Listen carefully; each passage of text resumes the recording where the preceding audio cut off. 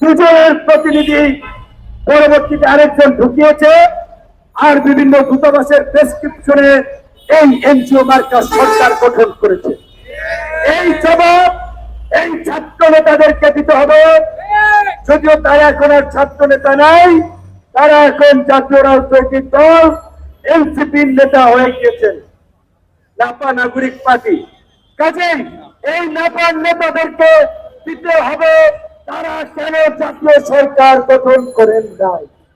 আর আপনারা যদি বিপ্লবের প্রকৃত চেতনা ধারণ করেন, সরকারের থেকে সুবিধাবান ভাওতাবাজি রাজনীতি না করে জনতার কাতারে এসে রাজপথ থেকে আপনারা আওয়ামী লীগ নিষিদ্ধের দাবিতে আন্দোলন করেন, আবার কাঁধে কাঁধ মিলিয়ে জুলাই গণ অভ্যুত্থানের মতো বাংলাদেশকে আওয়ামী মুক্ত করি।